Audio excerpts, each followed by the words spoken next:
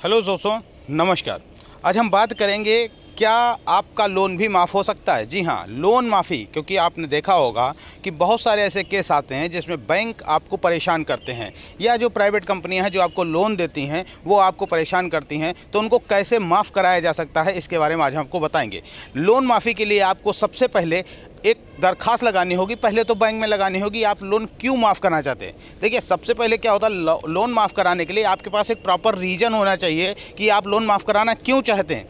इसके बाद मैंने अपने पिछले वीडियो में बताया था, लोन माफ़ कराने के लिए आपको जो एप्लीकेशन लगाते हैं उसको आरबीआई अप्रूव्ड करता है। आरबीआई अप्रूव करने से पहले एक कमेटी बनाई जाती है जो कि जाँच करती है कि आपका पैसा माफ़ क्यों होना चाहिए। अगर उसके सारे कारण ओरिजिनल होते हैं तो आपका लोन माफ़ होता है। लेकिन ये केस कुछ अलग से है। जी हाँ, ये मामला एक केस आ रहा है उपभोक्ता फोरम अदालत का। आप जानते हैं उपभोक्ता फोरम अदालत पे मैंने आपको बहुत सारे वीडियो दिए हैं और जिसका फैसला हमेशा आपके पक्ष में ही आता है, यानी उपभोक्ता के पक्ष में ही आता है। यही एक फैसला आ रहा है सामने से। इसमें 14,83,000 लगभग 959 रुपये माफ़ कर दिए गए हैं। जी हाँ, उपभोक्ता फोरम में चल रहा परिवाद बाद इसको लेकर के आज एक फैसला ही आया जिसमें कि उनका पूरा जो संपूर्ण लोन था वो माफ़ कर दिया गया। आपको बता दें, कोविड से पहले एक व्यक्ति ने 22 लाख रुपए का बैंक से लोन लिया और सब कुछ सही चल रहा था। उनकी लगभग 21,000 के समथिंग उनकी किस्त थी जो टाइमली जा रही थी, कहीं कोई दिक्कत नहीं थी। लेकिन कोविड के दौरान 21 में उनकी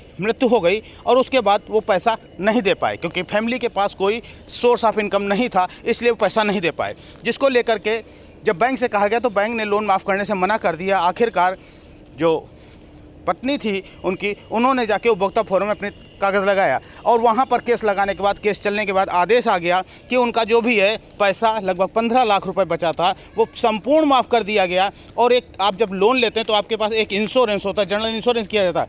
इंश्योरेंस के आधार पर उनके दोनों बच्चों की पढ़ाई के लिए आदेशित किया गया 1 लाख रुपये इनको दिया जाए। और इसके साथ आप जो केस लड़ने में जो खर्चा आया, जो व्यय हुआ, मानसिक क्षतिपूर्ति हुई, वो सब मिलाकर के 30,000 रुपये और अतिरिक्त देने का आदेश दिया गया। जी हाँ, ये उपभोक्ता फोरम का आदेश है।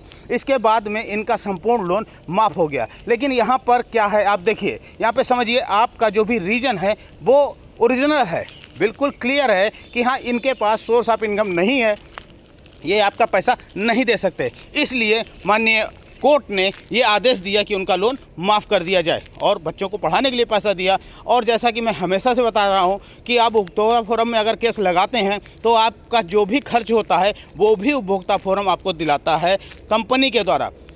ये पैसा इनके खाते में ट्रांसफ़र किया जाएगा और इसके बाद ये अपना जीवन आगे जैसा भी है, हालांकि जीवन में कुछ कमियां होती हैं, उनको पूरा नहीं किया जा सकता, लेकिन जो भी है उसको लेकर के जी सकेंगी।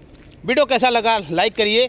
अगर आपको इस प्रकार का कंटेंट चाहिए, चैनल को सब्सक्राइब कर लीजिए, क्योंकि हम इस चैनल पर, आप जानते हैं, शुरू से लीगल ही बातें बताते हैं जो आपके जीवन से जुड़ी होती हैं। आपको उससे कोई ना कोई फ़ायदा अवश्य होता है। चलते हैं। जय हिंद, जय भारत।